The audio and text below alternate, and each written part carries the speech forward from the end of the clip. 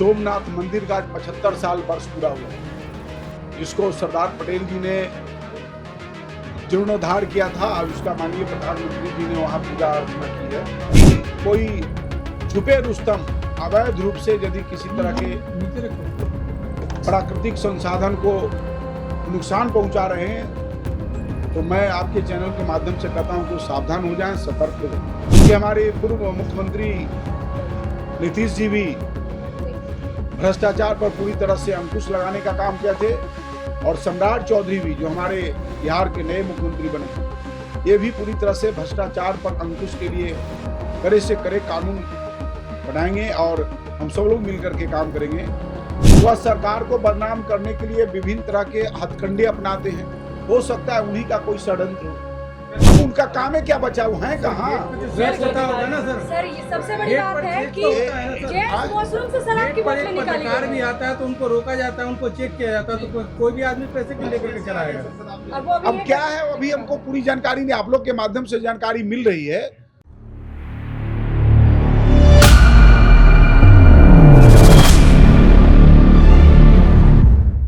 आज सबसे पहला मैं आप सब लोग को शुभकामना देता हूं, बधाई देता हूं कि सोमनाथ मंदिर का 75 साल वर्ष पूरा हुआ, जिसको सरदार पटेल जी ने जीर्णोद्धार किया था। आज उसका माननीय प्रधानमंत्री जी ने वहां पूजा अर्चना की है। और एनडीए सरकार में हमेशा पारदर्शिता के साथ काम होते रहा है। मेरे पहले भी जो मंत्री थे पारदर्शिता के साथ काम किए, अच्छा काम किए, एनडीए के ही मंत्री थे। और मैं भी आप सब लोग के चैनल के माध्यम से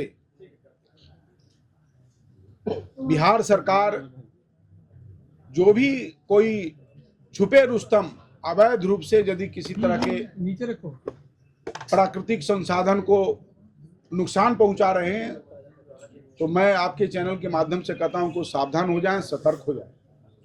उनका ना पैसा काम आएगा ना पैरवी काम आएगा, क्योंकि एनडीए सरकार पूरी तरह से भ्रष्टाचार पर हम पूरी पारदर्शिता रखे हुए हैं।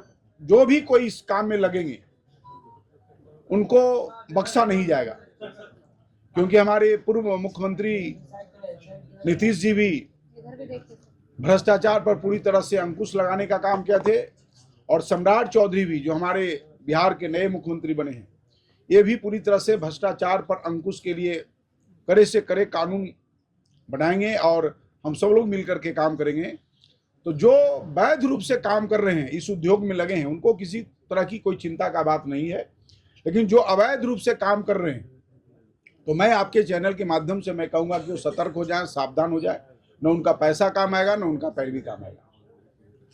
सर इस बार पिछले साल गंगा में जो कटाव रहा, कई गांव गए, उसमें माना गया कि खनन इतने बेलगाम तरीके से और सुनियोजित तरीके से हुआ, जिसके चलते कई गांव गंगा में समाहित हो गए। इस पे से क्योंकि 1-2 महीने बाद फिर वो स्थिति आने वाली है, तो क्या उसको लेकर? देखिए, आज हम अपना इस विभाग में आए हैं, पदभार ग्रहण किए हैं। मैं कुछ दिनों के बाद सभी अपने पदाधिकारियों के साथ बैठेंगे, कहाँ क्या चल रहा है, कैसे क्या काम हो रहा है, कहाँ हमें ठीक करना है, कहाँ हमें किस को प्रोत्साहित करना है, किसको दंडित करना है, कहाँ अवैध रूप से खनन हो रहा है, कहाँ वैध रूप से हो रहा है।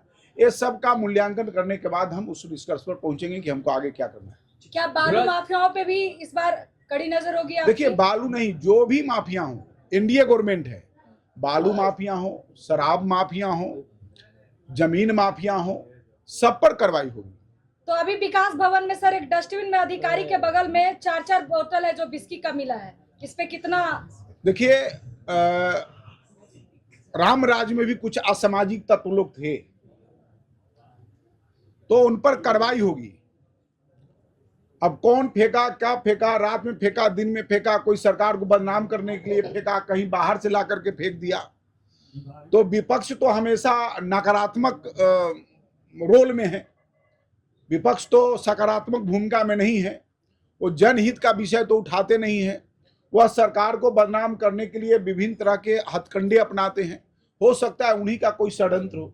विपक्ष की इतनी भूमिका हो गई है सर कि अब शराब की बोतल फेंकेंगे। अब उनका काम है क्या बचा, वो है कहाँ? गेट पे तो चेक होता होगा ना सर। सर ये सबसे बड़ी गेट बात पर है चेक कि तो होता है ना सर। जेंट्स वॉशरूम से शराब की गेट पर बोतलें एक निकाली पत्रकार गई भी हैं। आता है तो उनको रोका जाता है, उनको चेक किया जाता है, तो कोई भी आदमी कैसे लेकर के चलाएगा? और वो अब क्या है, वो अभी हमको पूरी जानकारी नहीं, आप लोग के माध्यम से जानकारी मिल रही है।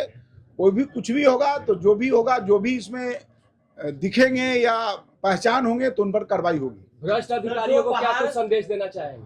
मैं तो कहा कि जो भी इस काम में लगे हैं, हमारे अधिकारी हों या बालू माफिया हो, खनन पदाधिकारी कोई भी हो, मैं सबको संदेश दे रहा हूं कि वो सावधान हो जाएं, सतर्क हो जाएं। पूरी तरह से हम मुस्तैदी होकर के इस क्षेत्र में काम करेंगे और जो भी अवैध रूप से खनन हो रहा है उस पर हम बहुत तेजी से उस पर लगाम लगाएंगे। रोजगार के लिए सर जो पहाड़ बंद हो चुकी है उसे क्या फिर से चालू किया जाएगा? क्या जो पहाड़ पहले से बंद हो चुका है बहुत नहीं, देखिए ये भूवैज्ञानिक जो भी निर्णय करेंगे, ये कोई मंत्री का निर्णय, जो भूवैज्ञानिक कहेंगे कहाँ से पहाड़ का कटाई होना चाहिए, नहीं होना चाहिए, कहाँ हमारे बालू की कटाई होनी चाहिए, उन सब से राय विचार करने के बाद ही हम कुछ निर्णय कर सकते हैं। ठीक है।